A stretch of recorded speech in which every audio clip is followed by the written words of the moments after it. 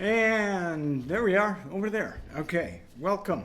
It's Monday, 1 o'clock, and here we are for the Deal Doctor live stream. Thanks for joining us.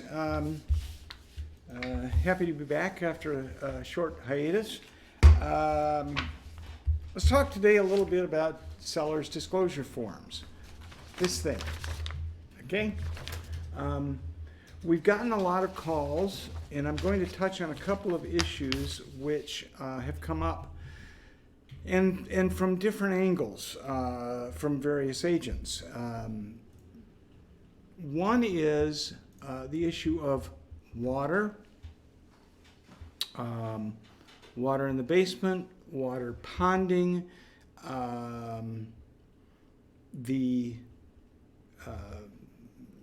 frontage on lakes. In other words, it may show on a listing card or in Kent County records or whatever county records that there is 100 feet of frontage. Well, with the water levels rising, it could actually change, depending upon the layout of the land, it could actually change the amount of water frontage that a property has. So we have to be very, very, very careful to regarding any representations about water, whether it's frontage or water in the basement, water leakage, water presence, all of those things we are in the midst of change because of the high water table and high water levels. We're going to wait just a minute while the fire crew goes by.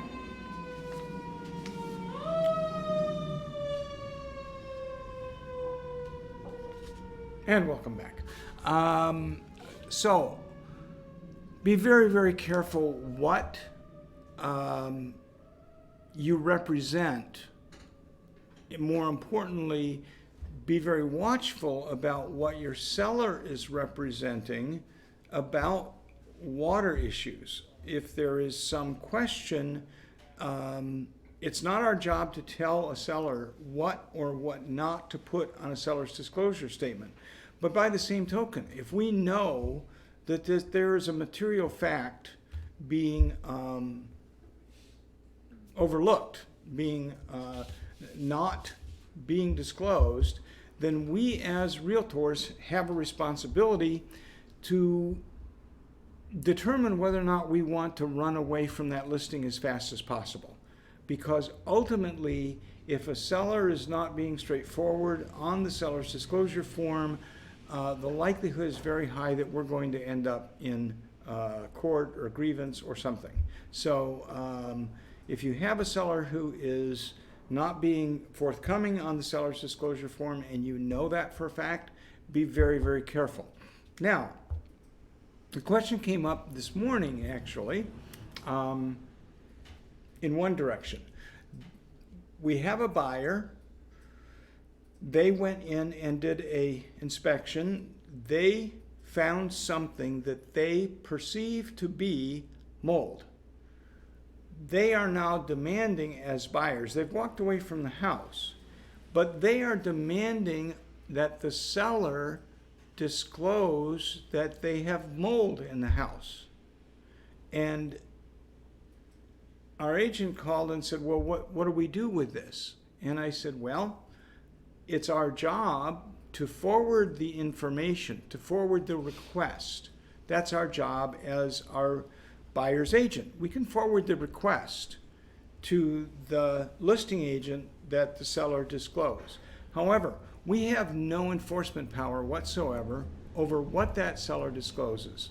If they choose to not disclose something because they perceive it to be in one person's opinion and there is no scientific fact behind it, there haven't been any tests to determine what type of mold it is, whether or not it's toxic and so on, then the seller doesn't really have to disclose that. It's not our call as buyer's agent. The buyer's agent doesn't have the right to force a seller to disclose something that they found in the course of their inspections.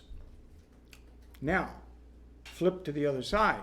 If you're the listing agent and you have a buyer, and another agent has a buyer, and makes you aware of a structural problem, a legitimate structural problem which you can see by photos in the inspection and so on, that this is now, you've become aware of a material defect. You make your sellers aware that there is a material defect in the property. Do you have the right to force your seller to disclose that? And the answer is no. You don't have the right to force your seller to disclose that. If they don't disclose that, they are leaving Five Star and themselves in a great deal of jeopardy. So the question you have is, do you really want that listing if the seller is reluctant to change their seller's disclosure form when they find information that is pertinent? The seller's disclosure form, according to Michigan law, only has to be changed under certain conditions. And I'm not going to get into those specific conditions because the purchase agreements that we have actually supersede that. And what the purchase agreements say is if the home changes in any way, if the condition of the home changes, the sellers have the responsibility to fill out a new seller's disclosure form. So just be aware that if that happens, if you are in the course of a transaction, or even if you have a listing, and all of a sudden the seller calls you one day and says, wow, we've owned this house for 35 years and never had a drop of water in the basement, and all of a sudden we had this rain and now there's an inch of water in one side of the basement. They have a responsibility to disclose that. And if you go down the road with them and don't disclose that, then I can assure you, we will be named in the lawsuit. And we have, and that really borders on misrepresentation, fraud. There are a lot of legal words that may apply. So the question becomes, do we have to abide by our clients' wishes and confidentiality and obedience under a situation like that? And the answer may be no. The answer may be yes. That's where we get into the question of whether or not we want to proceed with this particular seller who is being deceitful and not forthcoming with the information about the condition of the property. We don't have to, the tenets of agency only extend to those that are legal. In other words, the moment that the seller crosses the line and intends to misrepresent or present a property fraudulently, now all bets are off. We don't have to do that. But we also run the risk of a client pursuing us in a grievance or in a lawsuit saying we didn't abide by our agency responsibilities. So it's very tricky business. Never, and if I mentioned never, fill out anything, not even the address, on the seller's disclosure form. Let them do it all. And as I said, if there's something in there as you review their seller's disclosure form that is not true, then you're going to have to probably consider your options. And one of those is to say to them, you know what, I can't go down this road with you of misrepresentation. Either we disclose this or you're going to need to find another real estate agent. I'm not willing to put myself and my company and my license at risk because you don't want to disclose according to the requirements of the state law. So, speaking of agency, we still have a lot of confusion going on. And so, if there was any question, any curiosity, why I write instead of draw, this will clear it up, okay? Right now, David is sitting over there, and Kai is looking at this going, oh gosh, Don, whatever you do, don't go into art, okay? Yeah, David's over there like, no, okay. But this is generally a depiction of a car. And I use the acronym OLD CAR to help me remember the tenets of agency. And they stand for obedience, loyalty, disclosure, confidentiality, accounting, and reasonable care and diligence. We're going to cover these real slowly. Obedience. Guess what? A lot of agents don't realize that they are required to do whatever their client tells them to do, so long as it is not illegal. If a client calls you and says, you know what, I want to raise my price from $220,000 to $290,000, we have a legal responsibility requirement under agency to do that. Now, you may also make the choice, you know what, I can't do that and take this listing, I need to let you go. I need to resign from this and move on. But we can't say, no, I'm not going to do that. So just be aware that as we had the situation this morning where we were required, we were asked by our client to inform another agent that, that there was possibly mold under the kitchen sink, we did that. We complied. We obeyed. But we had no enforcement power beyond that. And we had no responsibility beyond that. So, loyalty. L, that's the loyalty one there. That's what that is. We can't badmouth our clients. It's against the law, actually. We can't go around saying, I've got crazy buyers or I've got crazy sellers. We all run into clients who are challenging,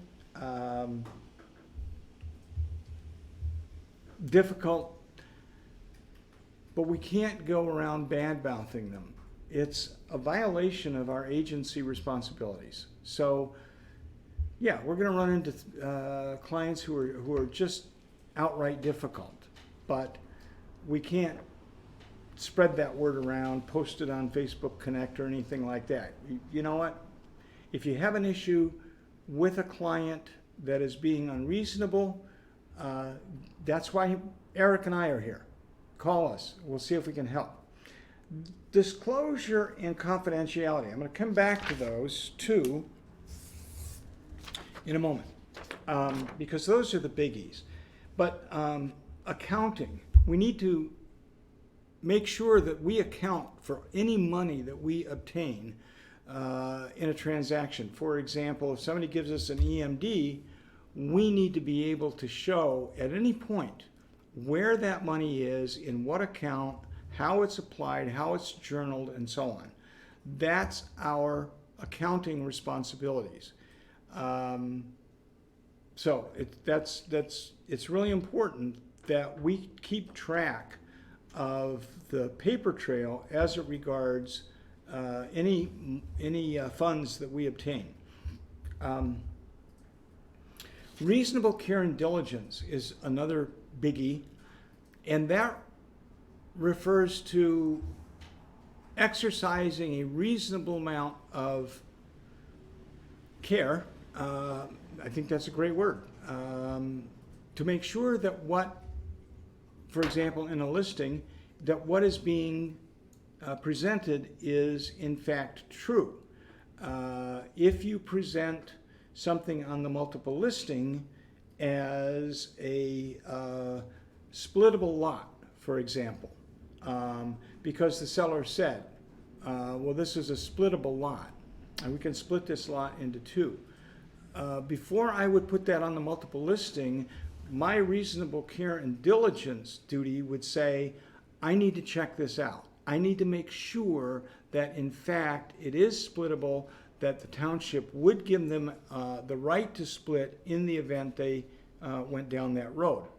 By the same token, the buyer's agent, if you were working on this particular listing, and you're working as a buyer's agent, you have the reasonable care and diligence responsibility to make sure that what is on the multiple listing is in fact correct, and that you should check with the township or make the offer subject to verification that the lot is splittable, per the township regulations, or that that there is ingress and egress, street access, all of those kinds of things. Any township or DEQ requirements that may be necessary for someone to split that lot off and use it. So we can't just throw it out there and let it sit without having some background, some proof that it is accurate information. Okay, here's the biggie: disclosure and confidentiality. And the reason it's the biggie is that when you are working in-house on an in-house transaction, particularly if you are working as a team, this is the biggest place you get into trouble. Because when you get into dual agency, if you are a team, for example, and the team leader has a listing, and the team leader also has buyer's agents, and the buyer's agents also have the team leader listed as a designated agent on the same line, and who reports to Greg Carlson as a supervisory broker. If they sell a team listing, they are immediately in dual agency. And before that offer is presented, they have to disclose and get permission from both the buyer and the seller to operate within dual agency. They have to get that document signed before an offer is presented. So, what happens, however, is you also have to explain to them that these two tenets of agency essentially conflict with one another. They basically cancel each other out.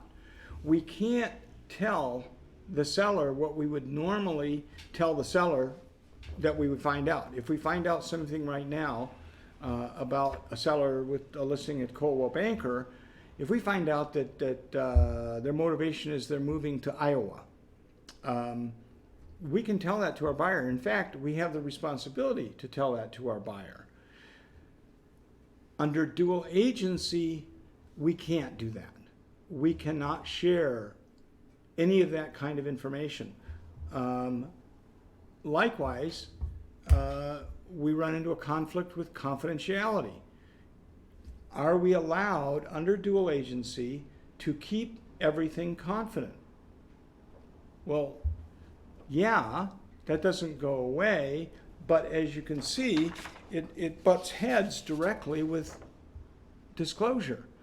So what you end up with is you can't, neither agent can, either the team leader or the co-buyers cannot share any information with either party that would possibly create an advantage for either party. So you end up mute. You can't say anything. You can't give them advice. And the argument to that I have heard is, well, what happens is that agent who was designated as the co-agent, not the team leader, acts as the buyer's representative, and the team leader who has the listing acts as the seller's representative. The problem with that theory is that's not what the paperwork says. The paperwork says that these two agents who are co-listing agents are one unit. They are not individuals. They are one unit, and they are acting as a unit.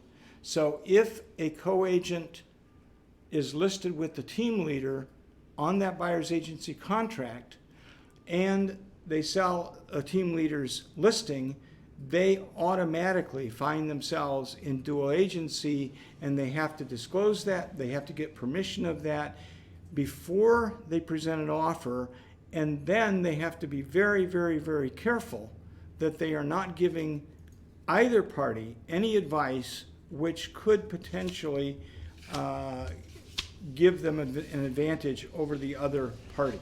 It's really tricky business, and that's one of the things that we want to talk about when we present teams and policies and all of that. But I felt it was important to bring that up because I know we're running into it a lot out there with the number of teams that we have. So, any questions today? Kai? No questions. Gosh, it's good to be back.